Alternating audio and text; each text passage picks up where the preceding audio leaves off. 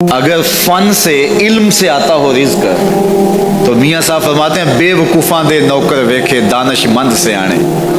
बेवकूफ़ां दे नौकर वेखे दानशमंद सियाणे। अंगूठा छाप शख्स होता है और MBA जो है तालीम के हामिल उसके मुंशी बैठे हुए होते हैं। तो फिर अगर इल्म से कमाल आता होता तो जो है वो फन से दौलत मिलती होती तो फिर इस अंगूठा छाप को कैसे मिलती। और ये जो इतना तालीम याफ्ता है, माहिर मुआशियात है, ये तो तनख्वाह पे काम कर रहा है और वो जो है वो दौलत का उसे हिसाब ही नहीं है कि कितनी है। तो इसलिए अल्लाह फरमाता है कि ये मत समझो कि ये तुम्हारे फन का कमाल है, ये तुम्हारी जो है वो मेहनत का नतीजा है। अल्लाह फरमाता है अवलम यालमू, क्या उन्हें नहीं पता, अन्नल्लाह यबसुतु रिज़्क़ लिमन यशा, जिसको चाहता है उसके लिए रिज़्क़ के दरवाजे खोल देता है। व यक़दिर, और जिसके लिए चाहता है उसके लिए रिज़्क़ को तंग कर देता है। कई लोग कितनी मेहनत करते हैं, नतीजा ज़ीरो। और कुछ लोग कुछ भी नहीं करते, वो मिट्टी को हाथ लगाएं और सोना हो जाए, और कई सोने को हाथ लगाएं तो मिट्टी हो जाए। तो फिर कोई ताकतकार फरमा है ना जो मिट्टी को सोना बना देती है और सोने को मिट्टी बना देती है। अल्लाह फरमाता है उसको पहचानो, वो कौन है, वो तुम्हारा रब है। मोमिन का तवक्कुल और मोमिन का भरोसा अल्लाह की ज़ात पे होना चाहिए। जब हम अल्लाह की ज़ात पे अपना मुकम्मल भरोसा, जिसे तवक्कुल कहते हैं, कायम कर लेंगे तो मेरे और आपके आका व मौला ने इरशाद फरमाया कि अगर तुम अल्लाह पर तवक्कुल का जो हक है वो अदा कर दो तो वो तुम्हें ऐसे रिज़्क़ अता करे जैसे परिंदों को अता करता है। जब घर से निकलते हैं तो उस वक्त वो खाली पेट होते हैं, और जब वापस आते हैं तो कभी भी कोई जानवर भूखा वापस नहीं आया। और सबसे अच्छा खाते भी ये। हमारे इलाके में तो ज़्यादा बागात नहीं हैं, अमरूद के बागात हमारे इलाके में पाए जाते हैं।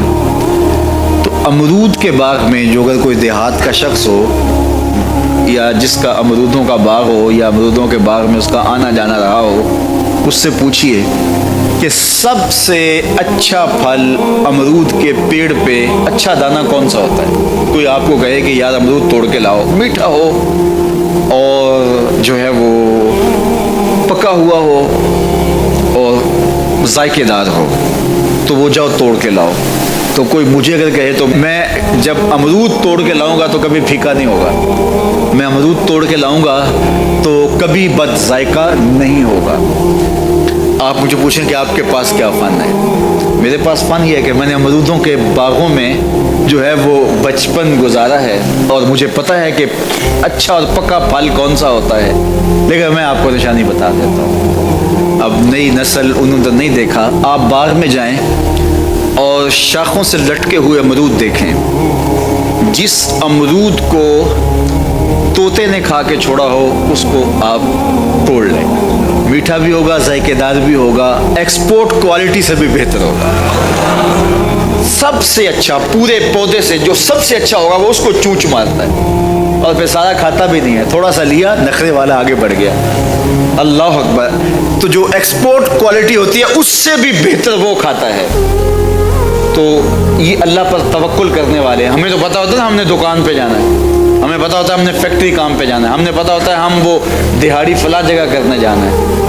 उन्होंने कहीं उनका कोई ऐसा ठिया नहीं होता कि वहाँ जाना है। बन तवक्कुल पंछी उड़ दे, बन तवक्कुल पंछी उड़ दे, खर्च न पल्ले ज़ेरा हूँ, खर्च न पल्ले, कोई रासुल माल भी नहीं होता कि ये लगाएंगे फिर इस पे इतने पैसे आएंगे, असल हमारे होंगे, इतना नफा होगा, ऐसा नहीं है। घर से निकलते हैं तो खाली पेट होते हैं और जब वापस आते हैं तो पेट भरे हुए होते हैं। मेरे और आपके आका और मौला ने कहा, मुझे पूरा यकीन है इस पे और आपको भी पूरा यकीन होना चाहिए, इंशाल्लाह होगा, कि मेरे हुजूर ने फरमाया कि अल्लाह पर जो तवक्कुल है वो हक अदा करो, फिर वो तुम्हें ऐसे रिज़्क़ देगा जैसे परिंदों को देता है, तुम्हें परिंदों को देता है। Export quality.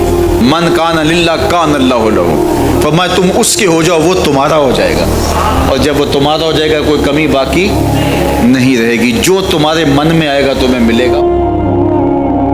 دور موجود کے اندر سب سے بڑا فتنہ اور سب سے بڑی آزمائش جو دور موجود کے لوگوں کے سر پہ آن پڑی ہے وہ عصمت کی دولت کو محفوظ رکھنے کے حوالے سے ہے، نظروں کی پاکیزگی اور دامن کی عفت اور پاکیزگی کے حوالے سے ہے۔ تو جب کوئی شخص عفیف نہیں رہتا، جب کوئی شخص پاک دامن نہیں رہتا، تو پھر یہ وہ غلاظت ہے کہ جو زندگی کی ہر خیر کو چاٹ جاتی ہے اور انسان کی ساری صلاحیتیں زنگ آلود ہو جاتی ہیں۔ یہ دور جس دور سے ہم گزر رہے ہیں یہ سوشل میڈیا کا زمانہ ہے، اور سوشل میڈیا میں جو رتب و یاب موجود ہے اور اس کے بعد غلاظتوں سے لتھڑا ہوا جو وہاں ماحول ہے، اور یہ وہ چیز نوجوان کے ہاتھ میں جب آ گئی، چاہے وہ مرد ہے چاہے وہ عورت ہے، تو پھر وہ بیٹھا بھی تنہائی میں ہے تو اپنے دامن کو وہ کس طرح محفوظ رکھ پائے اور اپنے خیال کی عفت اور پاکیزگی کا کیسا سامان کر پائے۔ ہمیں سورہ یوسف یہ سبق دیتی ہے کہ ساتوں دروازے مقفل ہوں اور کوئی دیکھنے والا موجود نہ ہو، اور حسن قدموں میں بچھنے کے لیے خود بےتاب ہو۔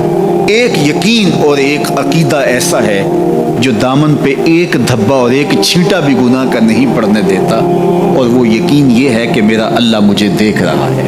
ہمارے معاشرے کا ایک بہت بڑا مسئلہ حسد ہے، بغض ہے، کہ باہمی حسد نے ہمارا سکون چھین لیا ہے، ہمارے قرار کو لوٹ لیا ہے۔ چھوٹے سے لے کر بڑے تک حسد کی آگ میں جل رہے ہیں، بھائی بھائی کا گلا کاٹنے کے لیے تیار ہے، اور قومیں ایک دوسرے کے ساتھ حسد میں مبتلا ہیں۔ علماء کا طبقہ ہو یا فقراء کی جماعت ہو، درویش اور فقیر لوگ ہوں یا تجار کا طبقہ ہو، آج حسد کا دنیا کے اوپر پہرا ہے، اور حسد اور بغض اور کینہ اور نفرتیں اسی کا دور دورہ، اس کی حکومت چل رہی ہے اور اس کا سکہ چل رہا ہے۔ حکومت کے ایوانوں سے لے کر کے فقیر کی جھونپڑی تک آپ کو حسد کی ہی شہنشاہی دکھائی دے گی۔ سورہ یوسف ہمیں بتاتی ہے کہ حاسد کس طرح نامراد ہوتے ہیں اور محسود کس طرح کامیاب اور بامراد ہوتا ہے۔ جس سے حسد کیا جائے اور حسد کرنے والے بھی کوئی بیگانے نہ ہوں، حسد کرنے والے اپنے سکے بھائی ہوں، حسد کرنے والے پیغمبر زادے ہوں، لیکن جب وہ حسد کی آگ میں جلتے ہیں تو اپنی ساری صلاحیتوں کو زنگ آلود کر لیتے ہیں، اور جس معصوم سے حسد کیا جاتا ہے وہ 13 سال کا یوسف ایک دن مصر کے تخت پہ جلوہ فرما ہوتا ہے، اور پھر وہ حاسد سامنے سوالی بن کے کھڑے ہوتے ہیں، تو محسود کس طرح ان کے ساتھ رویے اختیار کرتا ہے۔ یہ صورت ہمیں رویوں کا حسن بھی سکھاتی ہے، رویوں کا جمال بھی بتاتی ہے کہ رویے کتنے خوبصورت ہونے چاہیے۔ تمہارے ساتھ اگر کسی نے اچھا سلوک نہیں کیا تو جب تم ایسی مسند پہ پہنچتے ہو جہاں تمہیں عزتوں سے نوازا جاتا ہے تو تمہارے رویوں کی خوبصورتی کیا ہونی چاہیے۔ سورہ یوسف میں یہ بھی بتاتی ہے کہ عزتیں اللہ کی عطا ہوتی ہیں، اور جب کوئی بندہ اللہ پر کامل بھروسہ کر کے بیٹھ جائے اور اس کا اللہ پر توکل مضبوط ہو جائے تو اس کو چاہے اندھے کنویں میں بھی کیوں نہ لٹکا دیا جائے، اللہ وہاں سے نکال کے بھی تخت پہ بٹھانے پہ قادر ہے۔ علماء تفسیر نے لکھا ہے جو سورہ یوسف کو سمجھتا ہے، سورہ یوسف کی تلاوت کرتا ہے، حاسد اس کا کچھ نہیں بگاڑ سکتے۔ اللہ تعالیٰ اس کو حاسدین کی شر سے محفوظ فرماتا ہے، اور ہمارے بزرگوں سے یہ منقول ہے کہ جو سورہ یوسف تلاوت کرے اس کے بیٹوں کے یا بیٹیوں کے رشتے نہ ہو رہے ہوں تو وہ روزانہ کی بنیاد پہ اس مقصد کے لیے اگر سورہ یوسف تلاوت کرتا ہے تو اللہ اس کے لیے صالح اسباب پیدا فرما دیتا ہے، بہترین اچھے اور صالح اور نیک رشتے اللہ تعالیٰ اس کو نصیب فرما دے گا سورہ یوسف کی تلاوت کے ساتھ۔ تو سورہ یوسف ہماری زندگی کے اندر روشنیاں بھرتی ہے،